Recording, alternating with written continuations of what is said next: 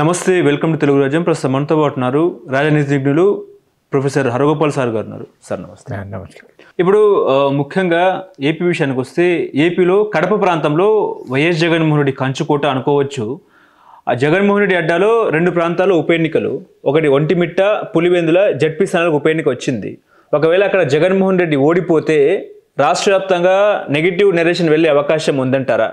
కానీ అక్కడ ఖచ్చితంగా మేమే గెలవాలని చెప్పేసి కూడా టీడీపీ కూడా అక్కడ ప్రచారం బాగానే చేసింది. కడప అడ్డా జగన్ అడ్డా కాదు, అది టీడీపీ అడ్డా అని చెప్పడం కూడా జరిగిన పరిస్థితి. ఎన్నికల్లో ఎట్లా చూడవచ్చు సార్ ఎన్నికలు? అంటే కడపలో కానీ ఎక్కడైనా రాయలసీమలో రూలింగ్ పార్టీ ఓడిపోతూ అపోజిషన్ పార్టీ కలిసి వచ్చింది. టీడీపీ వచ్చినప్పుడు, ఎన్టీ రామారావు వచ్చినప్పుడు అక్కడ స్వీప్ జరిగింది. ఈవెన్ రాయలసీమలో కూడా ఆయనకు ఓట్లు చాలా పడ్డాయి.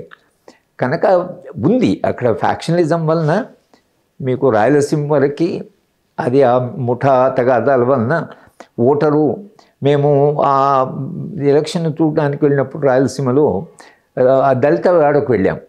దళితవాడకు వెళితే వాళ్ళు ఏంటి మీరు ఓట్లు మాకు ఓట్లు ఎందుకంటే ఎవరో వాళ్ళు వేసుకున్నారు, బాంబుల దాడి లేదు, బాంబులు పడడం లేదు, వర్షం పడింది కనుక బాంబులు పేయడం లేదు ఆ రోజు, కనుక బాంబులు పేయడం లేదండి, చాలా ఉందండి, శాంతియుతంగా ఉందండి అని అంటున్నారు. దళిత తప్పి మా ఓటు పోయిందని వాడు బాధపడడం లేదు.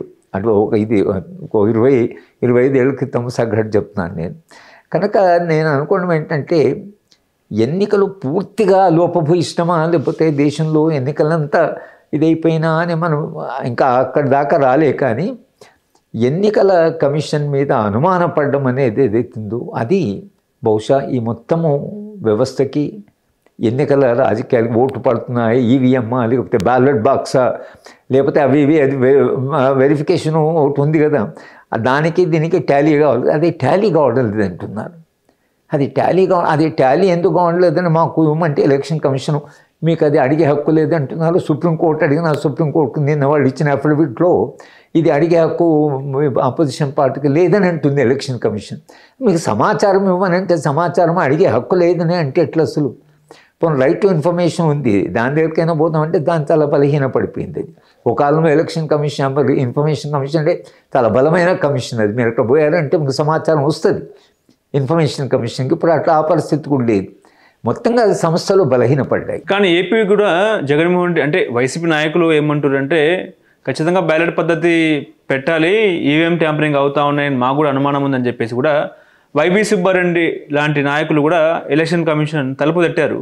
మీ అభిప్రాయం ప్రకారం ఏపీలో కూడా అలాంటి వ్యవహారం ఏమైనా జరిగిందంటారా, ఈవీఎం ట్యాంపరింగ్ లాంటిది? అంటే ఏపీలో ఒక సమస్య ఏమొస్తుందంటే మెజారిటీ అది బీజేపీ స్టేట్ కాదు ఒకటి.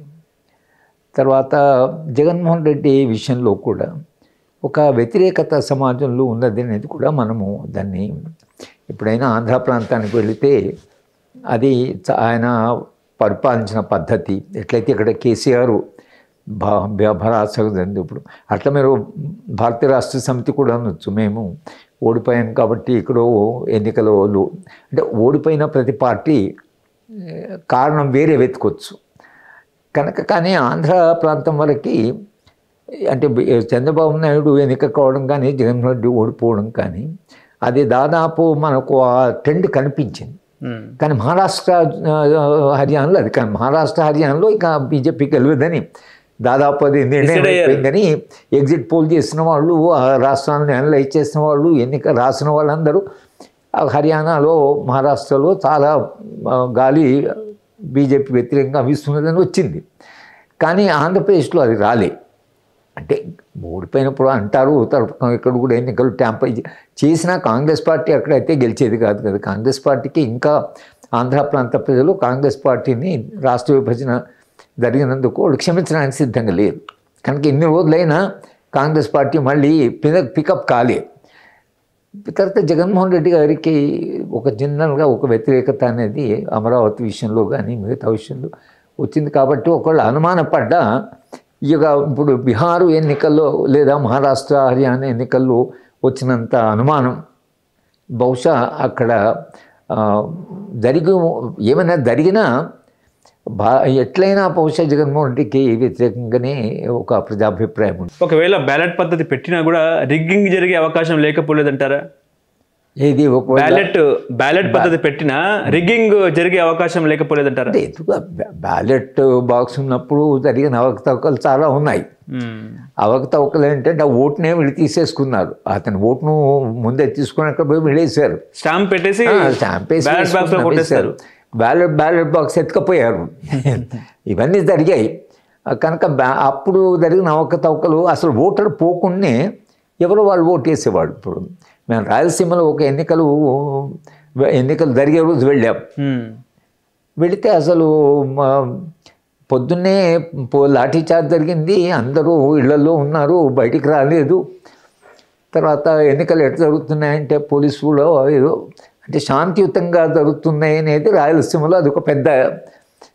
మేము ఒకరు వెళ్ళి అడిగా, అతను 10 ఓట్లు వేసాడు. నువ్వు 10 ఓట్లు ఎట్లా వేసావా అసలు అని అడిగాం మేము.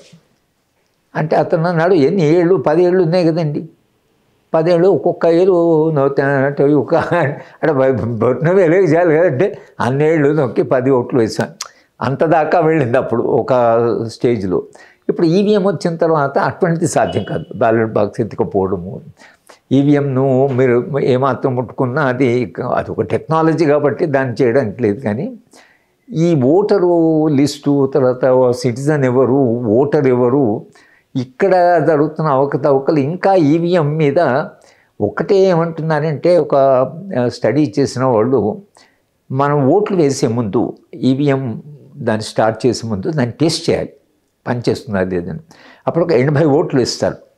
80 ఓట్లు వేసి సరిగా 80 ఓట్లు తీసేసి అక్కడ నుంచి ఎన్నికలు ప్రారంభమవుతాయి. కొందరు ఏమంటున్నారంటే ఈ 80 ఓట్లు ఏవైతున్నాయో అయితే ముందు వేస్తున్నారో అవి బీజేపీకి ట్రాన్స్ఫర్ చేస్తున్నారు లేదా రూలింగ్ పార్టీకి ట్రాన్స్ఫర్ చేస్తున్నారు. ఒక పార్లమెంటరీ కాన్స్టిట్యున్సీలో అవి 6 నుంచి 7,000 ఓట్ల దాకా ఉంటాయి. అవి మొత్తంగా మీరు చేసి కనుక 4-5 వేల ఓట్లతో ఓడిపోయిన చోట ఇది జరగడానికి ఒక పాసిబిలిటీ ఉంది అనేటువంటి ఒకటి జరుగుతున్నది. ఏదైనా ఒక ఎన్నికల రాజకీయాల్లో ఎన్నికల కమిషన్ మీద సంపూర్ణమైనటువంటి విశ్వాసం ఉండడం అనేది చాలా ప్రధానం. ఇవాళ ఆ ఎన్నికల కమిషన్ విషయంలోనే ఇంత వివాదం జరుగుతున్నదంటే ఎక్కడో భారతీయ ప్రజాస్వామ్య వ్యవస్థకి, ఎన్నికల ప్రజాస్వామ్య వ్యవస్థకు ఒక దెబ్బ తగిలినట్లే మనం అనుకోవాలి. హలో, తెలుగు రాజ్యం ఛానల్ చూస్తున్నారా? సామాజిక రాజకీయ జీవన చిత్రణే తెలుగు రాజ్యం. అతిశయోక్తులు అసత్యాలు ఉండవు. రాజకీయ కోణం కాదు, ప్రజా కోణమే కొలబద్ద. తెలుగు రాజ్యం వీక్షణ మీ ఉత్తమ అభిరుచికి నిదర్శనం.